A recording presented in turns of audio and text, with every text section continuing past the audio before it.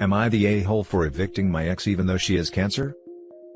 I am 24, while she is 22, and I do have the ability to legally evict her.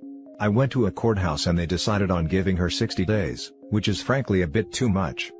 I do think of myself as a pretty nice guy, but I'm pretty callous to people who betrayed me. She slept with another guy on New Year's Eve, and everything came downhill from there. She found that she had breast cancer around 3 weeks ago, and she says that treatment is already getting pretty expensive.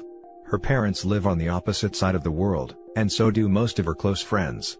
She says that she can't find a place to leave during quarantine, while having no money, and during winter. I honestly don't care about her concerns. I only have a legal obligation to let her stay, and her time is up. I'm pretty sure she's still on my property, and if she does trespass for enough time, I'll just call the county sheriff. I just floated a bit to my friends, and I guess it's spread to some of our mutual friends. They're thinking I'm the biggest a-hole ever, evicting a woman with breast cancer with no place to stay during winter. But, they always leave the part that she made out with another dude. So, I just want to get a neutral perspective. Am I the a-hole? Now for the top comments. Not the a-hole. Your friends can take her in if they're so concerned. It sounds like they don't even live together. She's renting from OP. If that's the case, I'd just say, with everything going on right now, I just can't afford to have a non-paying tenant. Maybe I'd be more lenient if she showed she cared about me much at all, but cheaters know they run the risk of burning bridges when they cheat. That said, it sounds like you'd be more inclined to give her a place to stay, especially since she didn't do the same to you. Should I give her your number? We don't have any proof from OP that the ex missed a rent payment, or any explanation about what he's evicting her for. Per the post, the ex only said she doesn't have the money to find a new place to live, which is a different thing altogether. The costs of moving plus paying a rental deposit are often exponentially higher than the cost of 1 month's rent. I think we're missing key details here. She cheated on you and you went through legal proceedings to get her out of your life. She was given a 60-day notice, then found out she has cancer later on. A responsible adult would have already been making attempts to go elsewhere, maybe even back to her parents and close friends so she can be supported during her treatment after she found out her diagnosis. At this point, you owe her nothing. Not the a-hole. A 22-year-old is barely an adult. I think that's the point. These are barely adults in a very adult situation. I'm 22 and I promise you, if I were in her shoes, I'd be smart enough to be making arrangements to go somewhere else. Just because we're barely adults doesn't mean we don't have common sense. Not the a-hole. She should have think before she cheated on you. Having cancer or not, having enough money is not your problem. She caused it. What everyone fails to realize, regardless of the cheating, no one owes anyone anything at any point. Just because you date some for any amount of time, doesn't mean you have to float or give beyond what you want to. And I may sound callous, but I'm not just being real.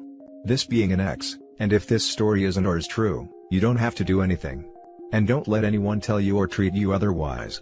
Not the a-hole, by the way. Oh, and 60 days is more than enough time to figure out at least a couch. Now for the next story. Am I the a-hole for not letting my ex-girlfriend see my child?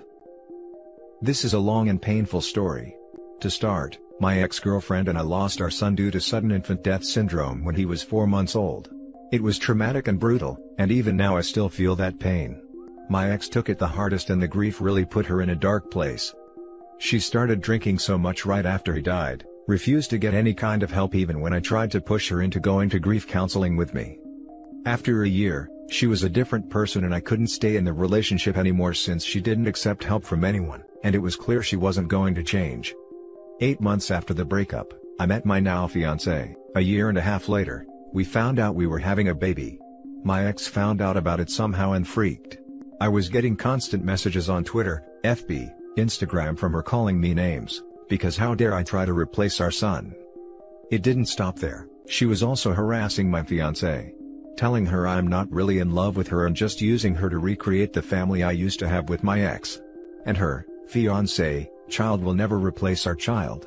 It was seriously disturbing and I had to block her, plus get her family involved. We didn't hear from her anymore. Our son is barely a year old now, and she contacted me again. This time she was apologizing for her behavior in the past. She admitted she was still hurt over me leaving her and moving on to start a family with someone else. She's asked if I could see her just once to meet my son. That was a shock to me and I had to ask why. My ex says she wants to meet our son's brother and hold him, so she can feel connected to her boy one last time. Honestly, I don't know how I'm supposed to feel about this, but it made me pretty uncomfortable. She says she only wants one meeting and won't bother us again. But with her history, my fiancé and I don't feel like we want our son to meet her at all. She's been asking us repeatedly even after I already said no, and her mom has reached out to me. My ex is very depressed right now it seems. Her mom asks if I could do her this kindness and maybe this will give her some sort of closure. It just doesn't sit right with me. Her family is pressuring me now and my ex keeps begging me to let her have this one thing.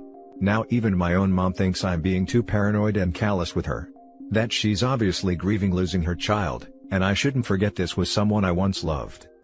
So yes, people think we're being too cold not doing my ex this favor and I don't know if we are. Not the a-hole. Please contact her parents or someone who cares about her, she needs professional help. This state of mind is very bad. Meeting your son will probably just push her even further down the rabbit hole. This sounds like the start of a Criminal Minds episode with the ex being a serial killer that kidnaps children. I was just thinking this sounds like how baby kidnappers sometimes start. Not the a-hole. Yes, your ex needs serious help. She's obviously ill. But you aren't her physician or her therapist. Given her past behavior, there's no reason at all you should feel safe or comfortable doing this. She was severely abusive to you and your fiancé. I don't think you're being cold. I think you're being prudent, given all she's put you through. And I am so sorry about your loss. I would go one step further and actually apply for a restraining order. There's absolutely no need for this woman to meet your child. If I was the parent in this situation, I'd make sure she didn't even know what the kid looked like. Not the a-hole. Her fixation on your son is concerning. I'm worried her fixation would only deepen if given the chance to meet him. He is not her son, nor a replacement for the child you lost.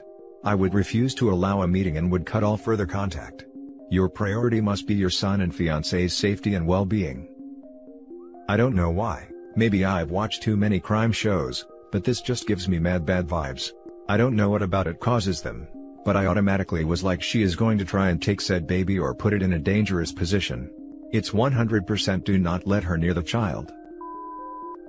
Next story. Am I the a-hole for refusing to move? My, female 42, husband, male 44, and I have been married for 21 years. We have 2 adult children, male 22 and male 24, one is in college out of state and the other is in the Navy.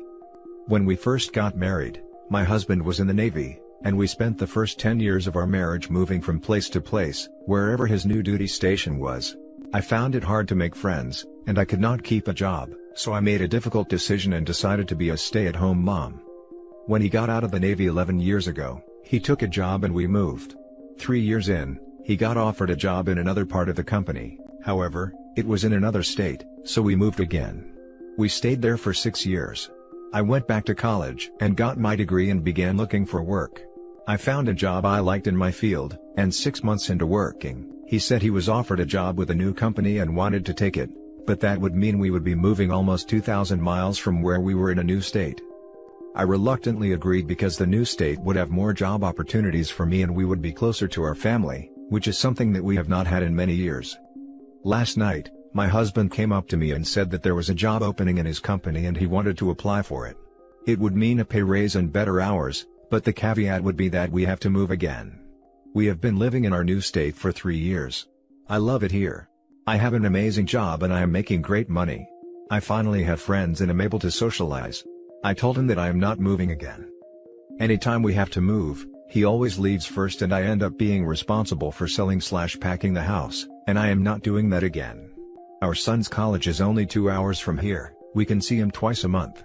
If we move, that means we would have at least a day's drive and would only be able to do that once or twice a year. Now my husband is upset with me and guilt-tripping me because he claims I do not support him.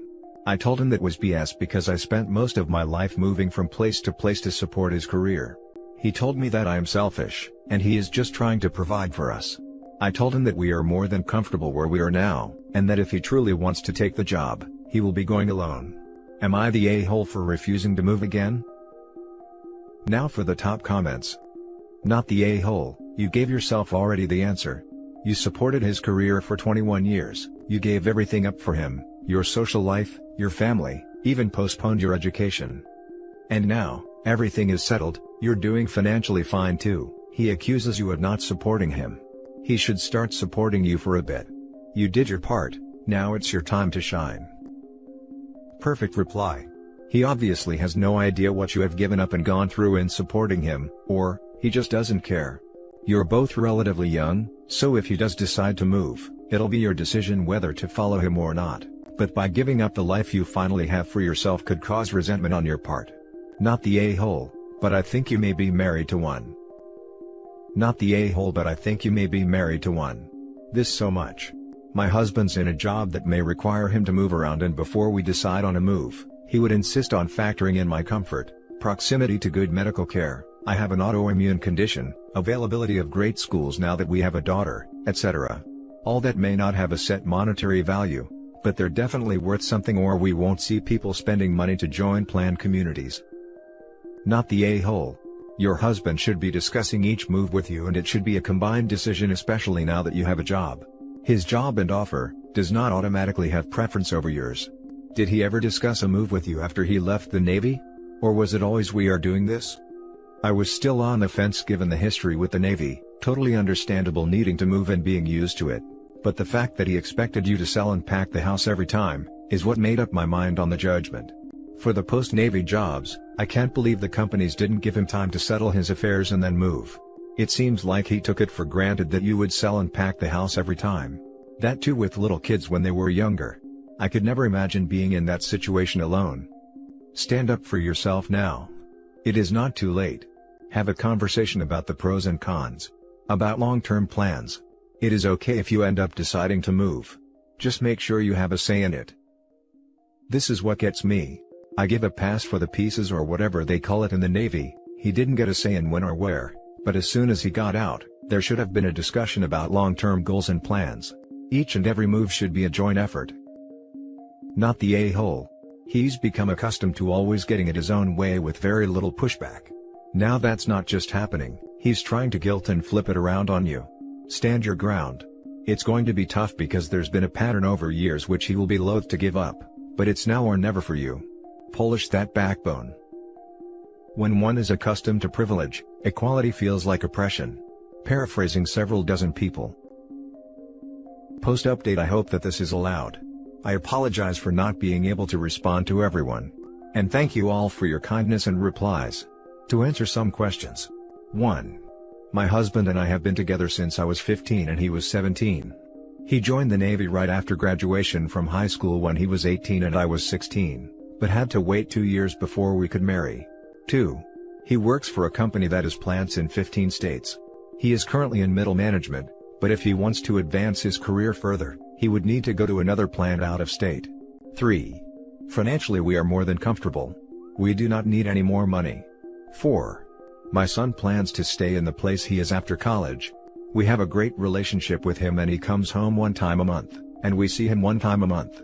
My other son comes home on leave whenever he can and stays with us. We are very close to both of the boys. 5. I talked to my husband again tonight and told him quite firmly that moving again was not an option for me.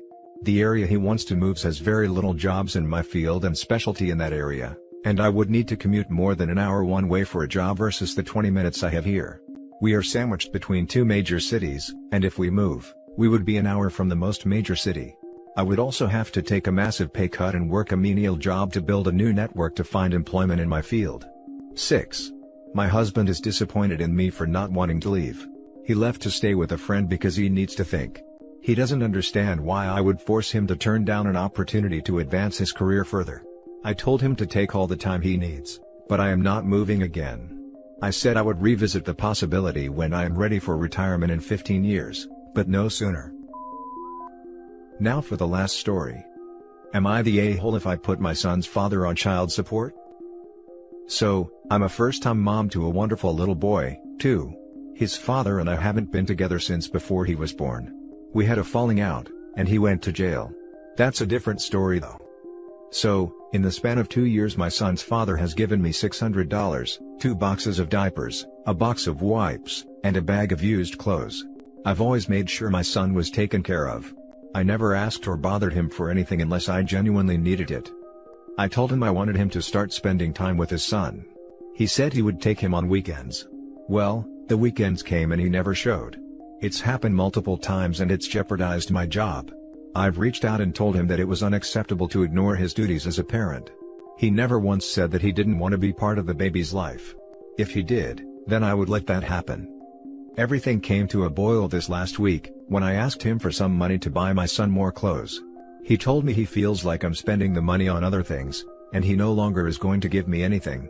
Instead, he's just going to buy whatever the baby needs and drop it off when he can. I told him I was offended that he would say that since I've given up so much for our son.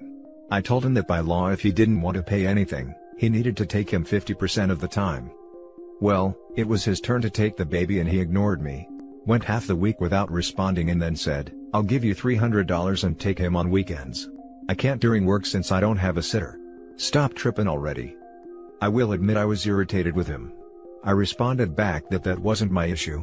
I work as well and still manage to take care of our son. You've had all week to plan things. I'm done trying to make this work with you. I'm filing with the courts, so this way there's no more issues for us. Well, that sent him off the deep end. He started cursing me out, saying I was damaging his life, and then told me he was going to quit his job, so the baby wouldn't get anything. I told him to do what he felt was best, but I'm going to court. So now I'm sitting here wondering if I may have gone too far? Not the a-hole. Also, if he quits his job, that doesn't mean he won't owe child support. I knew this guy who took a huge pay cut changing jobs, purposely trying to earn less so he could pay lower child support. He was ordered to pay based off his ability to earn the higher wage. You're not doing anything to anybody. If he did what he said he would, you wouldn't have to take the legal avenue. He did this. It's his fault. I know someone who did this and got this exact response from the courts as well. Really screwed up his plan as now he was forced to give more of his take home, and it cut into his booze and bros money. Once I heard that, I cut ties with the guy. If he's going to act like that towards his own kin, then God forbid how he treats others. Not the a-hole. Child support is for your son, not for you. Please file it so that your son has a chance at receiving what he is entitled to. Clearly your ex has no interest in being a father, financially or physically. He would rather quit his job than spend time with or provide for him. That tells you everything you need to know. Do right by your son, and file with the courts as soon as possible.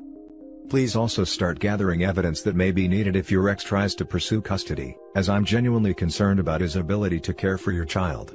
Keep screenshots of aggressive text messages, keep a log of all the times he said he would spend time with your son and then didn't show up, etc. Open a separate email address, and email everything to it so that you have it kept safe in case you lose your phone or something. Wishing you and your son the best of luck. I never thought of keeping a log. That's a great idea. Thank you so much. Not the a-hole. Thanks for clarifying below. He's very obviously an a-hole, because he is absent and can't even be bothered to contribute the bare minimum. To be honest, you should have taken him to court a long time ago. In my state, it's 50% of the time for him to not pay. I did speak to a couple pro bono lawyers, and that's what I was told. Thank you for your input. And that's it for this video, guys. If you have thoughts to share, leave a comment below. Don't forget to hit like and subscribe if you like this content. I'll catch you in the next